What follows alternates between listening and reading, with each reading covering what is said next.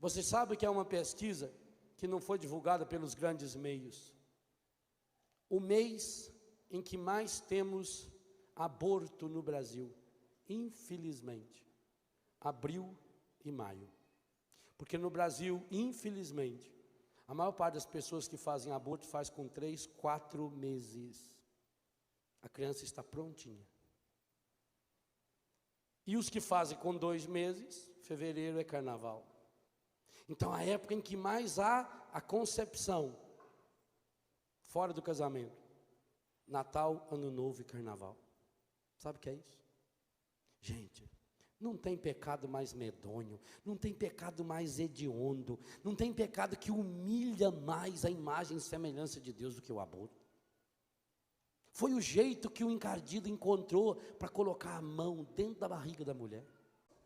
Nós celebramos a festa dos santos inocentes. Quem foram os santos inocentes? Aquelas crianças assassinadas barbaramente por Herodes, porque ele queria matar Jesus. Aquelas crianças tinham consciência do que estava acontecendo com elas? E por que elas se tornaram mártires? Porque, sem saber, elas morreram no lugar de... Pois muito bem, Mateus 25, Jesus diz: aquilo que você fizer ao menor dos meus irmãos, você faz a mim. Logo, tem irmão menor do que um filho na barriga de uma mãe? Então uma mãe que mata o filho que está na barriga, matou quem? Logo eles morreram no lugar de... E se morreram no lugar de Jesus, eles são mártires, santos inocentes. Gente, o exército de santos inocentes que tem no céu, louvado seja Deus, é infinito. Porque hoje, aquele filho que você matou, ele é seu filho, e ele é santo porque ele foi mártir. Ele morreu em consequência do pecado no mundo, ele morreu no lugar do próprio Cristo, e hoje ele está grudado naquele exército de santo inocente. E você mãe, e você pai, que um dia Deus o livre e guarde, fez um aborto, e esse hoje está no céu, ele está intercedendo pela sua salvação. Olha bem o que é a concepção maravilhosa da graça de Deus, e isso é doutrina da Igreja Católica, sim, é aquilo que a igreja canta na noite da Páscoa: ó feliz culpa de Adão, que nos mereceu tão grande Redentor. Então você, minha irmã, você, meu irmão, que um dia cometeu o pecado do aborto, ao tomar posse da graça de Deus em sua vida, a partir desse pecado terrível, desse pecado hediondo, desse pecado medonho, você tem um filho que está no céu, e que é santo, e que hoje está intercedendo pela sua cura, intercedendo pela sua restauração. E a grande reparação que você pode fazer para esse seu filho, que você assassinou barbaramente, não tira o peso do crime. A única e a melhor coisa que você pode fazer para ele é viver uma vida santa, é viver uma vida na graça, porque ele está em Deus e está orando por você. Isso significa a graça de Deus. Em Deus a pior desgraça, não tem pecado pior que o aborto, não tem. É o pecado mais contrário da natureza. Não tem pecado pior. Mas em Deus até mesmo esse pecado. Por isso que no livro Seja Feliz Todos os Dias, eu tenho a oração que Deus me inspirou a fazer, e nós precisamos fazer muito. Inclusive, se você não puder comprar o livro, tira cópia daquela página e faça nos grupos de oração. Reze pelos seus antepassados, reza pelas pessoas que você não sabe que fez aborto, gente. Nós precisamos fazer uma campanha, nós precisamos fazer uma guerra, nós precisamos fazer um combate espiritual, atingindo algumas áreas determinadas. E eu não canso de dizer que entre essas áreas nós vamos encontrar o vício do cigarro, da bebida, das drogas, da pornografia, da prostituição, do adultério, e especialmente um combate espiritual contra as vítimas do aborto. E diga você, as vítimas do aborto não foram as crianças que morreram, essas estão no céu e são santos inocentes. As vítimas do aborto são homens e mulheres que continuam pela vida, condenando-se, provocando enfermidades, doenças em cima de doenças,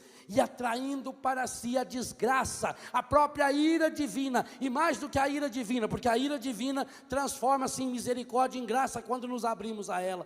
Você torna-se um emissário, um mensageiro da morte, um emissário do encardido, quando você assume e quando você protege, infelizmente, esse crime.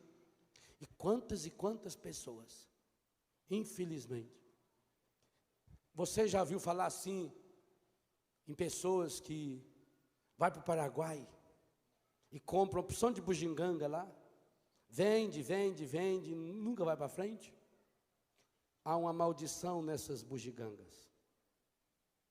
Porque grande número desses que vão ao Paraguai vão comprar remédio, Citomete Companhia Limitada, que vende cápsulas com 2 comprimidos, 4 comprimidos, 1 comprimido, remédio de aborto. Gente que compra lá no Paraguai, se compra 3, 4 reais. 10 mil guaranis você compra um remédio daquele. E chega aqui no Brasil, eles vendem a 30, 40, 50 reais. Quantos e quantos? Eu conheço centenas. E que está espalhado pelos camelódromos das nossas cidades. Em qualquer das nossas cidades do interior, você vai no camelódromo e pede para um dos camelôs lá no ouvidinho dele: eu quero um remedinho daquele. Ele vai saber alguém para te trazer, infelizmente. E é por isso, e se você é camelô, meu irmão, tenha coragem, eu já disse isso na pregação anterior, de começar uma vida nova, uma vida honrada, e você vai ver que Deus vai abençoar você. Mas você não pode, mas eu não compro. Mas vai junto. Não tem jeito, se você não vai junto comprar, você está pagando a passagem daquele outro que está indo do seu lado e está comprando. Está indo junto, estamos trazendo morte, estamos importando morte. O Paraguai é a desgraça que é, esse país que está numa situação dificílima, infinitamente pior do que o Brasil. Por quê? Porque muitas das suas autoridades fecham o olho. Isso, você compra ali, na beira da ponte, tem os moleques lá, na minha casa lá em Betânia, já tive vários moleques, que para conseguir droga, trabalhavam no Paraguai, trabalhavam do Brasil para o Paraguai, na divisa, trazendo comprimido, que aí põe no bolso, pequenininho, eles revistam o carro lá no porta-mala, para ver se tem computador, para ver se tem bicicleta.